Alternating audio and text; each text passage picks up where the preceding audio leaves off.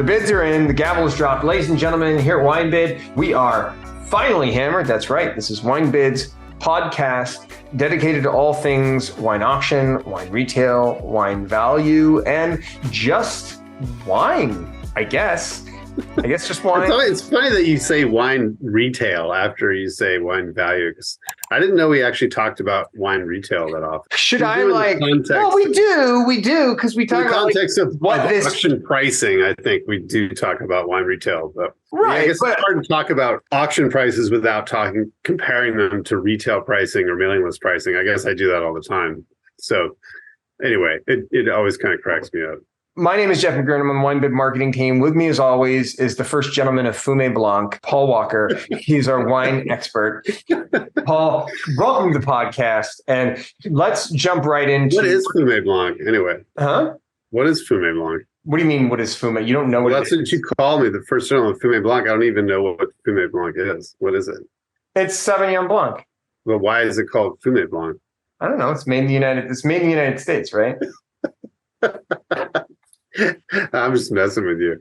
I'm not an expert, but I do know that Fumé Blanc was a marketing invention by Robert Mondavi because he put oak on the Sauvignon Blanc. Anyway, let's continue. See, an expert. This man is an expert in wine. Like I had no idea that's where that came from. It's a marketing term. You anyway. literally, you're an expert of Fumé Blanc. Like you were saying that rhetorically. Like, I'm going to school you on Fumé Blanc to disprove that you're an expert on wine somehow. Like, somehow that disproves.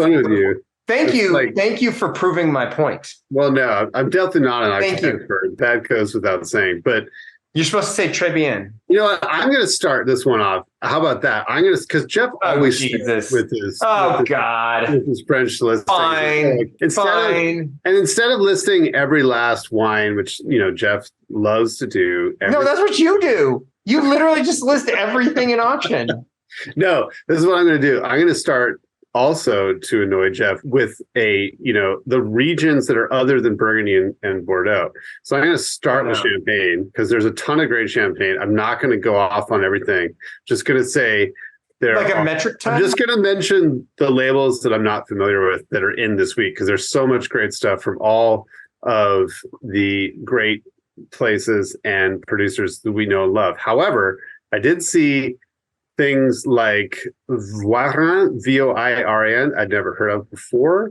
Union de Saint-Gall, I think I've seen these wines before, but I definitely never tasted them. 96 and 04, they're not cheap. 150 and 155 for those. I'm just waiting for you to go. I don't know if I can pronounce it. Veuve Clicquot. Okay, here we go. There's some... Let's see, Petit Le Brun et Fils. I don't know that producer from 2008, phenomenal vintage. Got a bid at $81. So obviously someone knows about it. Nicolas Maillard, I'm not familiar with. Franck de Pied Blanc de Noir at 75. Michel Jacot, I'm not familiar with. Charles Mignon, I don't know those wines. And that rounds out Champagne for me. So see how painless that was, Jeff?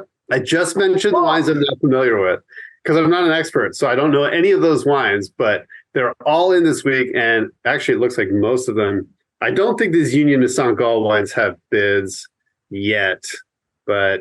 So what really struck me was there were a bunch of those, like a bunch of, off the beaten path stuff. There was a bunch of like older multi-vintage or non-vintage stuff that was coming to auction.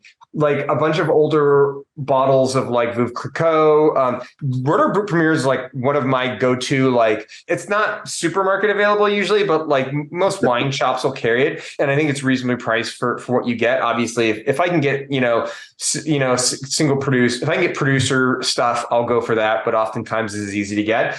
But the bottle we have of Rotor Brut Premier looks quite old. This one looks like it's an older bottle, but so we've got a lot of stuff, a lot of like even the GH Mum stuff.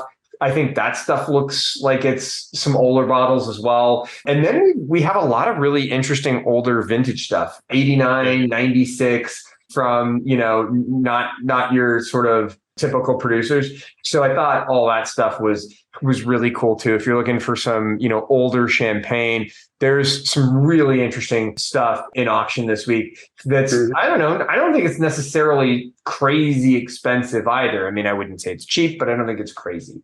So that's my whole thing with champagne. There you go. See, we covered champagne in a record amount of time, especially because all the awesome wines that are in this week. Usually you just blather on and on and on and on and on and on and on and on. All right, so let's move on then. I'm going to keep going. Let's go to Jura. You want to go to Jura? And talk about, there's a bunch of Ganavat wines. There's a bunch of Ganavat. There's a bunch of Bois. Vangeon.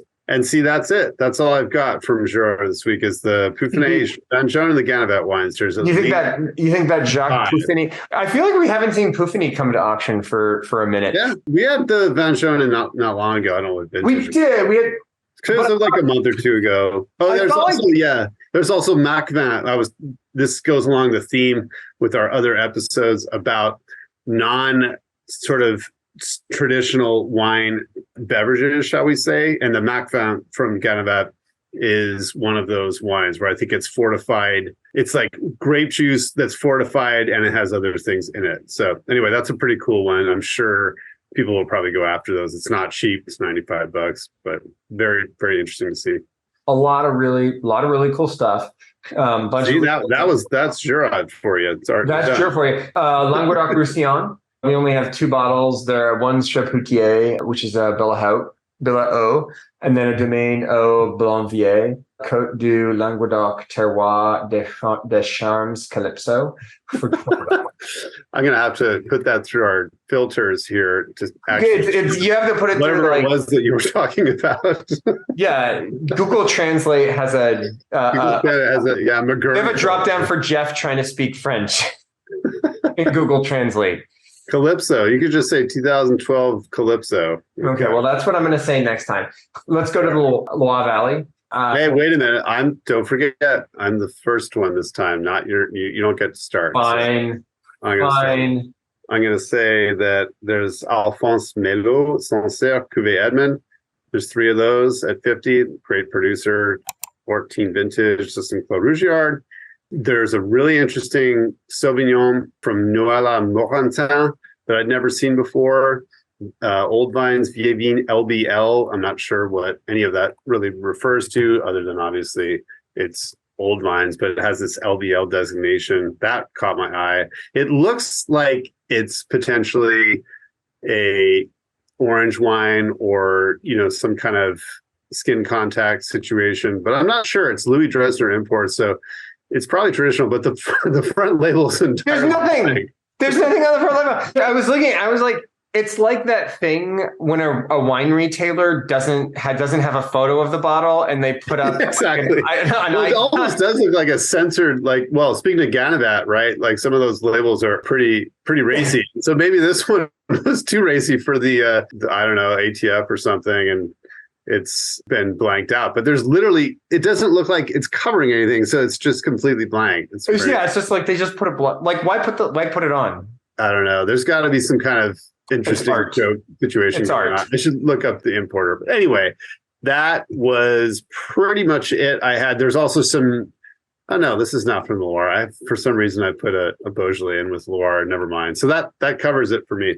If you look online for this bottle. Well, if you look at Dresner, I'm sure you could find out what the deal is, because oftentimes it looks like importers have pretty good, they have pretty good information on. Well, it looks like there's something that's supposed to be embossed. Oh, really? Okay. So maybe you just can't tell from. Or they messed up and didn't emboss it, which should make it worth more. Noëlla-Morantin. Yeah. See, there's a profile on the Louis Dresner selections. Yeah, there's an Vin de France LBL. So there you go. It's like a heart with flowers coming out of it. But the initials of this wine stand for Le Bois Lucas, a long defunct estate owned by Japanese importer Junko Arai in the late 90s and mid-aughts. There you go. There you go. You can purchase this land from Catherine Roussel, Claude Roche Blanche, and Noëlla was actually the head vigneron. Okay, so she was the winemaker of this wine, so it's named for. That's cool. It still looks completely like just blank on the label on the importer too. So anyway, moving on. We got caught up in the details. We've got Provence, where we've got. Hey, wait a minute! You're starting. I'm supposed to be the one starting. There's only 4 bottles in Provence. Yeah, but you're jumping ahead. You're skipping the line. It's not permitted. Okay, no, go ahead. I think I'll bet I know. Here's what Jeff is going to say about Provence this week. There's a magnum of Tempier Rosé. That's what he's going to say. Although, it's got some time on it. It's an 07. It's an 07 mag. So, yeah. I mean, and there's some very kind of ridiculous packaging emotion Mediterranean Rosé. And then there's, what else is there? I love how, you're probably like, you know what that packaging could use? Some cartoons. That's what Paul's saying right now. Sure, put cartoons on it instead. Well, no, this looks like... You know what? You don't get to criticize wine packaging. You don't get to criticize wine packaging with your taste. I absolutely do. You do not. You've lost. You have no credibility in the wine packaging arena, Paul. This looks like something that is being marketed to, people that are partying on the Côte d'Azur. Like, it just has that kind of French imagery going on. It looks like you would get bottle service. Yeah, exactly. It's like Saint-Tropez or somewhere, but but not even the best Vegas nightclub. It would be like a tier 2. Like, you'd be going to whatever club is at Circus, right? and that's where you would order bottle service, and they would bring this. Well, someone probably enjoyed it, so good for them. Anyway, that's what's happening in Provence. This bottle most likely has a celebrity endorsement. Yeah, it looks like it might. Right. Looks like it might. All right, moving on to the Rhone. Yes.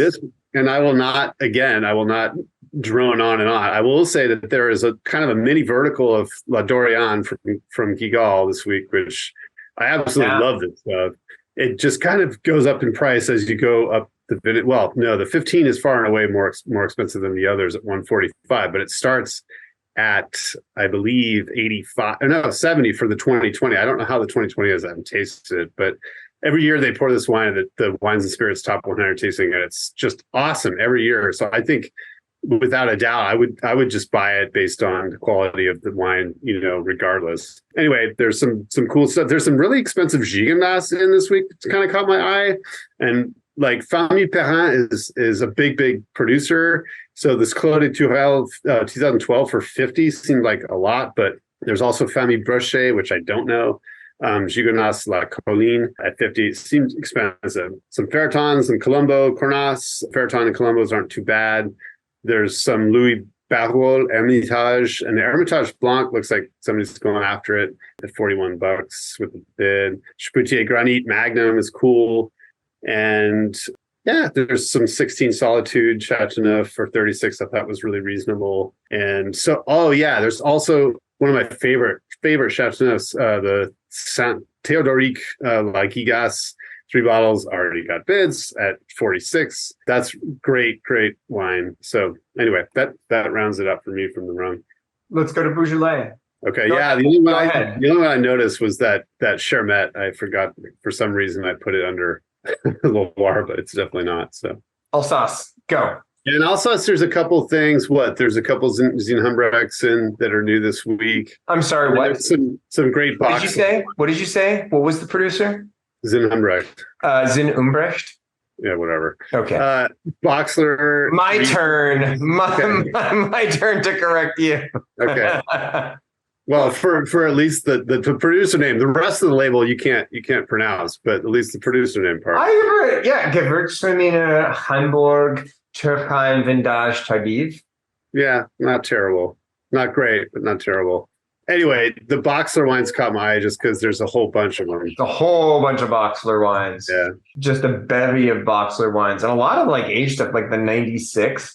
That stuff's pretty cool. 97 Boxler Riesling for $75. You just get some tremendous stuff out of Alsace for like a song. All right, let's head over. All right, so that's actually, I think we have to wrap it up here. We have to do Bordeaux and Burgundy, I think, in another episode. So stay tuned for that. Stay tuned for Bordeaux and Burgundy and another episode, ladies and gentlemen. That concludes this episode of France outside of Bordeaux and Burgundy. We'll be back later this week with likely Bordeaux and Burgundy, and then also I think possibly the United States. We'll see what we can The do. United States, we have time. Yeah, because We have time. A lot of great stuff. So there's a lot of really cool stuff. With WineBid's Finally Hammered, this has been Paul Walker and Jeff McGurn wishing you happy bidding and cheers. Cheers.